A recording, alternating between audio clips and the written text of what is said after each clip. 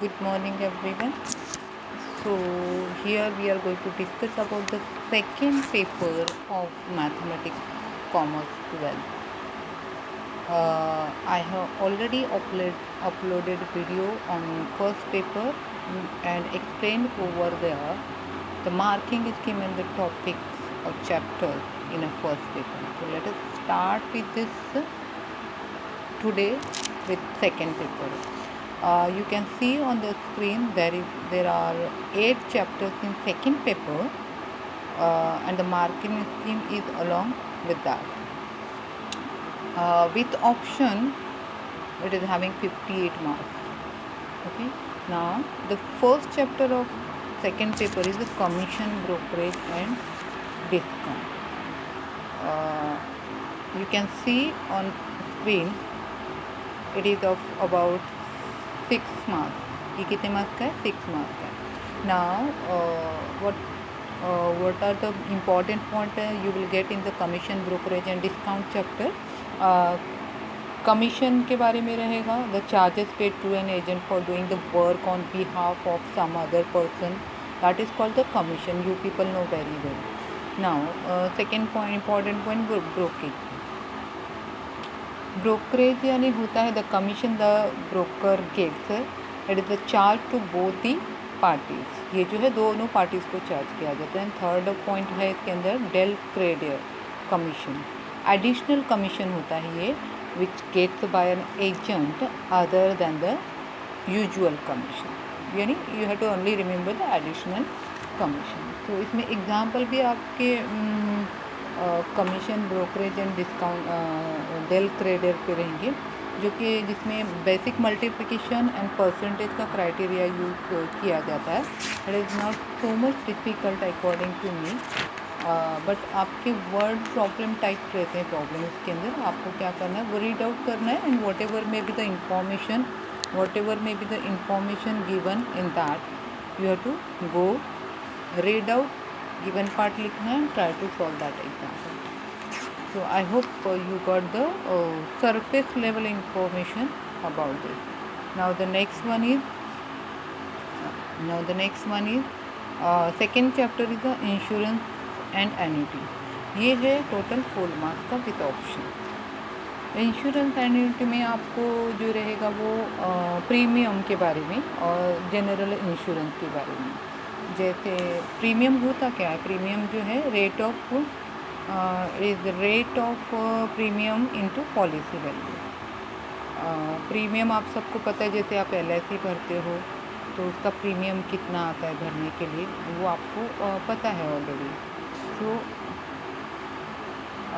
Second general insurance यानी claim, that is claim is equal to policy value upon property value multiply loss.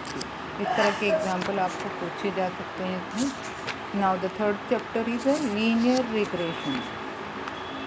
Linear regression I think one of the interesting chapter in second paper, क्योंकि आपको इसका basic जो है 11th में already पढ़ाया जा चुका है. 11th में जब आप आए थे तो आपको एक वहाँ पे वेरिएंस कैसे फाइंड आउट करते हैं, इक्वेशन, लीनियर रिग्रेशन इक्वेशन क्या होता है, कोवेरिएंस कैसे फाइंड आउट करते हैं, एक्स बार कैसे फाइंड आउट करते हैं, मीन कैसे फाइंड आउट करते हैं, मोड कैसे फाइंड आउट करते हैं, that you know the knowledge in the about that. So you will get the points here in this chapter, linear regression and linear regression equation of line on y on x and x on y also, and regression coefficient of y on x and x on y. There is a particular formula to find the regression equation and regression coefficient etc. So if you are having the good knowledge about this formula, it will be not only easy for you, but it will be quite interesting according to the study point. Table format में जब भी आता है question तो आपको ज़्यादा easy जाता है. ये क्वेश्चन ज़्यादा लेंदी नहीं होते हैं, लेकिन once you get the idea about that you can easily solve. Arithmetic mean, standard deviation कैसे फाइंड आउट करते हैं एक्सेट्रा। और आई होप मोर देन बहुत सारे बच्चों को इसका आइडिया रहता है। Now the second next chapter is the time series. अब टाइम सीरीज जो है आपको 11th में नहीं था, लेकिन it is in the 12th exam. तो ये जो है चैप्टर बहुत ही छोटा चैप्टर है, और इसमें जो है जैसे दिया गया टाइम सीरीज क्या होता है। टाइम सीरीज यानी sequence of observation made on a variable at a regular time intervals over a specified period of the time.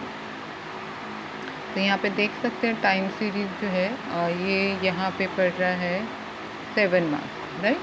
तो 7 मार्क्स आपको यहाँ पे मिल सकते हैं अगर आपने अच्छे से पढ़ाई की है। तो ये बहुत ही इजी और छोटा chapter, one of the most important thing. It is very small chapter and interesting. और यहाँ पे जो ट्रेन लाइन के कुछ क्वेश्चन होते हैं, डेटा आपको दिया जाता है, either you have to make the table format और graphical representation is there.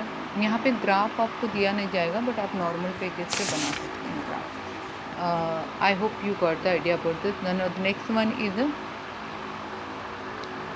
Index number and it is having the 7 marks. यहाँ पे कितने मार्क्स हैं? 7 मार्क्स है। तो इंडेक्स नंबर में आपको फॉर्मूले बहुत सारे हैं, और फॉर्मूले जहाँ भी होते हैं वो सिंपल हो जाते हैं ना। You have to only remember the formula. Table format में आपको क्या करना होता है?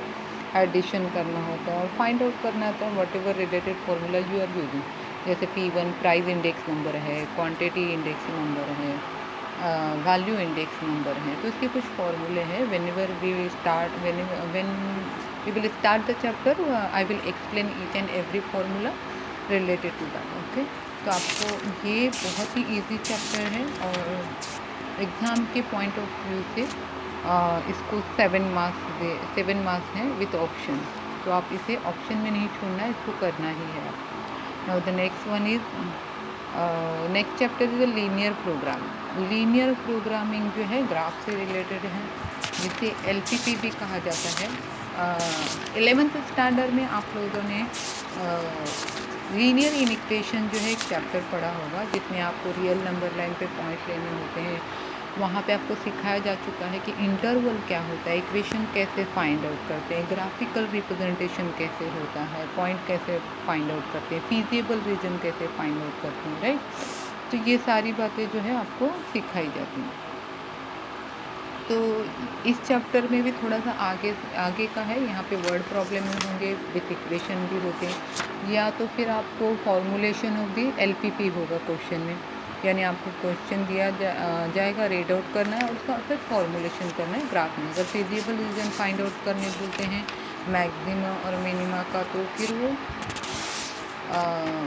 That is maximum, that is minimum, profit, cost वगैरह के एग्जाम्पल आपको दिए जाते हैं इस टाइप के। तो अगर आपने 11th में ग्राफ के बारे में अच्छे से पढ़ाई की है, इवन 10th में भी आपको ग्राफ का बहुत सारा पार्ट था, तो आपको आई होप ड्रॉ करना आता हो, स्केल कैसे लिखते हैं आता है।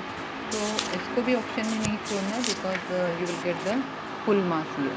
Now you can see on the screen linear program में हैविंग द 6 मार्क्स। यहाँ पे कितने मार्क्स हैं? 6 marks. The next chapter is assignment and sequence. It is one of the most favourite lesson for me.